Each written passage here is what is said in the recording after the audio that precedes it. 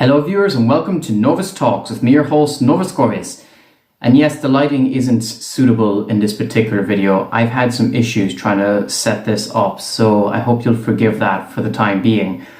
But in the meantime, as you can tell from the title, we're here to talk about Metroid Prime and of course, Metroid Fusion as well, because today, November 18th, marks the 20th anniversary of both of these games. That's crazy, and up until now, I still held out a sliver of hope that maybe Nintendo might drop an announcement for Metroid Prime Trilogy HD for Switch, but the days come and gone. Those rumors are just that, rumors, they don't exist. But enough about that. We're here to talk about the original game, Metroid Prime. I only have the Trilogy version, so I played it on Wii, which is obviously the superior version, because the controls are actually good. Where do we begin? Metroid Prime is obviously a groundbreaking game. I talk about it all the time. Everyone knows I'm a huge Metroid fan, right? But in terms of my relationship with the franchise, and Prime in particular, it goes all the way back to when I first discovered Metroid.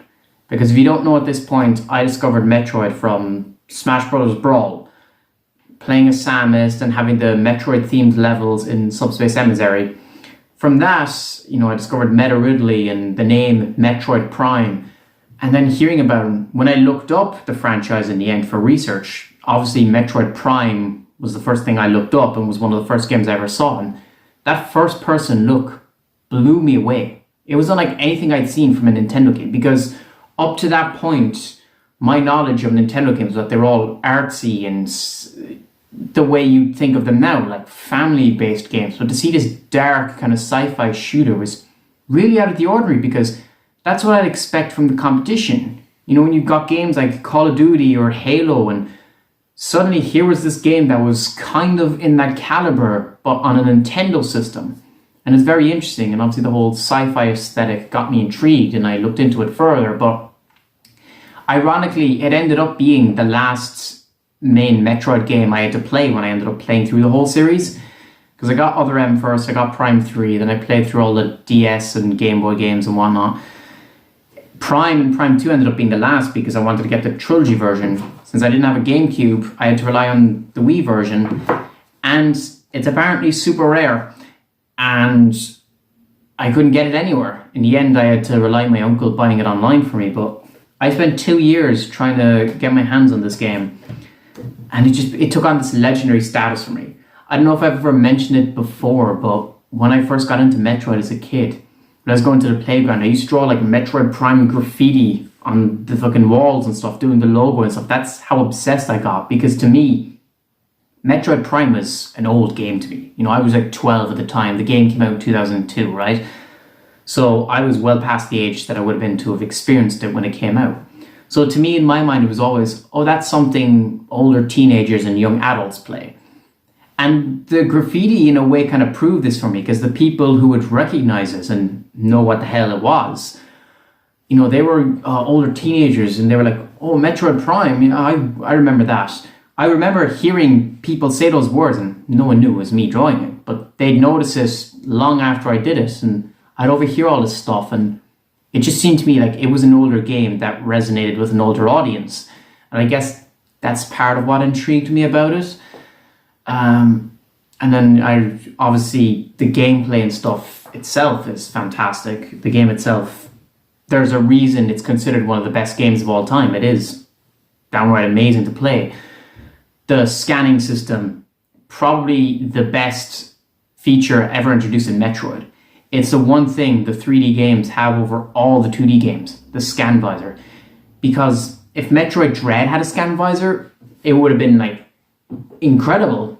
But the scan visor in Prime is really what gives that lore its extra richness and its context. And I think I speak for a lot of people when I say that's my favorite feature of the Prime trilogy, or soon to be quadrilogy, I suppose. But yeah, no, after watching like YouTube videos and Let's Plays of it for years, I finally got to play it in 2015 when I got the trilogy. And I spent like 2 weeks locked in my room playing through it. Played through Prime 1, had an absolute blast. It felt just so perfect with the Wii controls. Pointing, moving it around, Samus's cannon and being able to scan stuff. There's some of the most perfect controls you could possibly get for a game, at least a game like this. Obviously, there's some jank because there are older games and with the Wii and stuff, and that's something maybe future Prime games could fix. But overall, like, it's a very solid experience, and the atmosphere, the music, everyone goes on about Fendrana Drifts for good reason. You know, the crashed frigate, that music could cure someone's depression, if we're being completely honest. Like, the music there is just so tranquil and like peaceful, and it's easy to get yourself lost in this world and this underwater atmosphere, essentially. The boss fights all really incredible and stuff. Prime 2 I played afterwards, and that was my last mainline game I played before Federation Force and later games came out. But at the time, you know, Prime and Prime 2 were the last two I played, so it's kind of funny in a way that those games that were my first introduction were the last ones I played. As for Fusion, because I'm not going to forget about Metroid Fusion, it's also the 20th anniversary of that, came out on the same day. That was one of the later ones I played as well, I think. My memory's fuzzy on it because I played them on emulators and stuff because they weren't easily accessible at the time. But I did enjoy that, and it was one of my favorites for a long time. I always kind of go back and forth on what my favorite Metroid game is because it's usually just whatever one I'm playing in the moment, to be honest with you. They're all so good and so stacked against each other in terms of quality. But Fusion, I remember, it was interesting because it was different. I played Other M first, so to me, Fusion was very similar to Other M in that aspect. And I was very intrigued by Samus having a different design, and I loved that. And I didn't mind the linearity that much. I really appreciated having a proper story and character development in a Metroid game. As for the SAX, you know, what's interesting is that a lot of people found that terrifying. They found this whole stalker enemy, and it invoked a lot of fear and stuff. I never really got that. You know, it's fine. There's a lot of moments in Metroid games that give me fear, especially in the Prime trilogy. But in Fusion, I never got that. I think it was because the SEX was always so... You barely saw it. You kind of forgot it exists. And for a lot of people, that would make it scarier. But for me, it was just like, oh, you know, whatever. Yeah, I'm not going to lie. It is adrenaline pumping when the thing shows up and you're running from it and you don't know where you're going. One moment in particular that sticks to mind for me is, I think it's in Sector 2. You hear the SAX walking underneath and you don't know where it is. And you can only jump down. And you're waiting to see if it goes away, but it doesn't. And eventually you jump down and the thing's there and you're running and you're doing this platforming and shooting like gates to lock it away. And that was a great sequence that stuck out in my mind. But other than that, I never had a lot of fear with the SAX or the X in Fusion. Same with Nightmare. A lot of people talk about that being terrifying, but I don't know, maybe it's just me.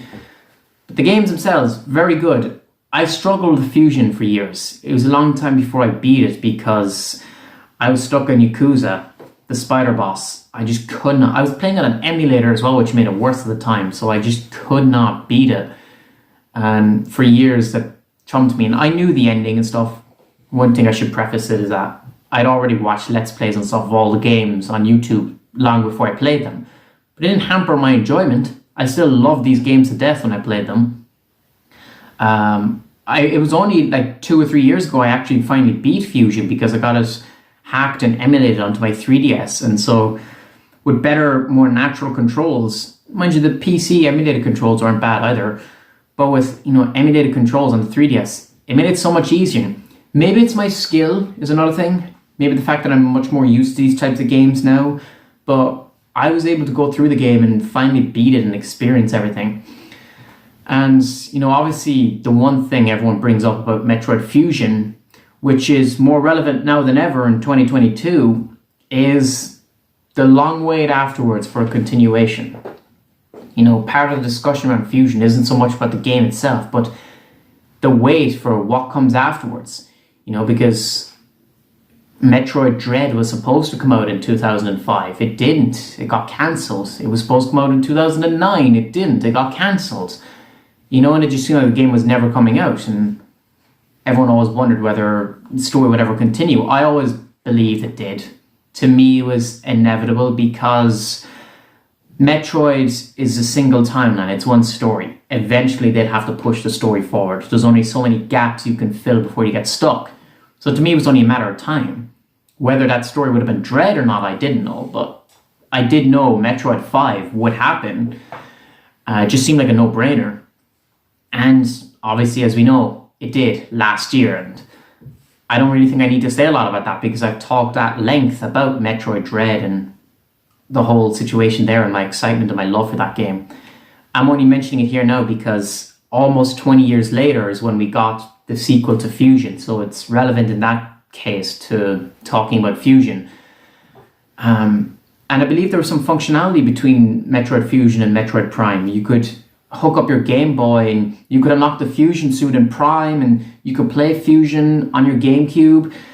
The Fusion suit thing is still available on Wii. If I remember correctly, I think you needed like the credit systems to unlock it. I did get it and I thought it was cool and it was very interesting seeing it in that 3D environment. I think they made some minor tweaks to it, but overall the suit looks really good in 3D.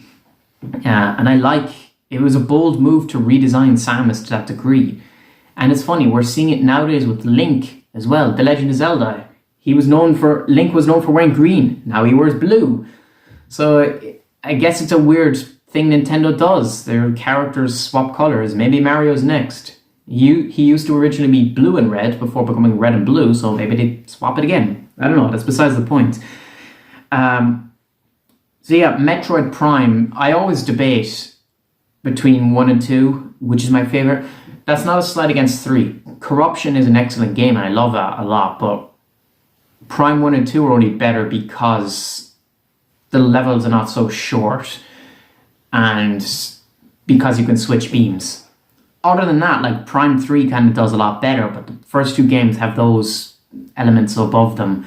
And I guess the atmosphere, that's not to say Prime 3 didn't have atmosphere, but 1 and 2, especially 1, kind of did it a lot better because the locations were bigger and it was one planet as opposed to multiple, even though I prefer multiple. But yeah, I had a great experience with the games. I don't really know what else to add on top of it other than, the sitting there listening to the music. And I've always wanted, a funny little story, I guess, to tie this up, is on my old channel, my old YouTube channel, I always wanted to do like a Let's Play of the Prime Trilogy and stuff. And it was something I tried to do for years, but I never could. And if you go back to my older videos there, you'll see me uploading bits of the soundtrack and things like that. And I talked about Prime 1 and 2 when I first beat them back in 2015. And yeah, it's all just flooding back to me now. It's crazy that Metroid Prime and Metroid Fusion are about 20 years old now. It took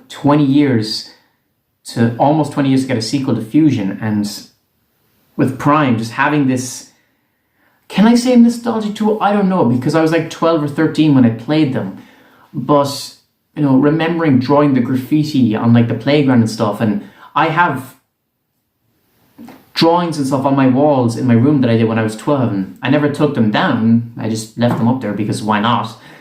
But just thinking on that, and I suppose it does make me nostalgic in a way. Even though this game is, when I was a kid, I felt like it was a lot older than I am, even though it came out a year after I was born. But, it always had this sort of high up, legendary, incredible status. And even though Other M was the first Metroid game I actually played, Prime holds the status and the prestige of getting me hooked, of showing me the worlds, the ability to scan enemies and find out all the secrets about the environment and the history and all that sort of stuff. It really is incredible. Which is why I really want these games to come to Switch. I know I talk mainly about Prime because I don't really have that much of nostalgia for Fusion. Again, not to talk bad about it, just Prime is what I'm more used to. Because these games are rare, this trilogy collection is apparently rare on Wii. And it's really expensive if you can get it. And it is on Wii U digitally, but in terms of physically, you can't really get it. And plus, no one had a Wii U. So I really want these games to come to Switch because a new generation, there's an entire generation that grew up without Metroid Prime. And they missed out on a classic something that defines the entire Metroid franchise forever. And I think these games are a great starting point to get people hooked. The scan visor, the immersion, the music, the bits of lore. It's all wonderfully crafted to slowly pull you in and enthrall you in the history and the lore of this universe. The trilogy does an excellent job at that because of the first person aspect. I think really helps a lot. Obviously, there were rumors of just Prime 1 getting remastered, remade, whatever. I've talked a bit about those in the past. I always thought it was weird. It doesn't make any sense. Right now, as of the recording of this video, it doesn't look like that's happening. It doesn't look like we're getting a remake or a collection or whatever. So, as it currently stands, the only way to play these games is on Wii U or on GameCube or on Wii. And if you don't have any of those, you're kind of out of luck. Those are all old systems now as well. So a younger generation is probably going to miss out because they won't easily have access to these games. Which is a shame because these are three of the greatest games of all time. The Metroid Prime trilogy. Some of the best Nintendo's ever put out. And so they deserve all the recognition in the world. They deserve to be put front and center. And I hope with the release of Prime 4 and stuff, these games will get even more light shed on them. Fusion got light shed on because of Dread. We had the art book that showed the first 4 games, and a lot of people talked about Fusion. A lot of people went back to play Fusion because of how it ties into Dread, because they wanted to find out what the X-Parasite was and experience it firsthand.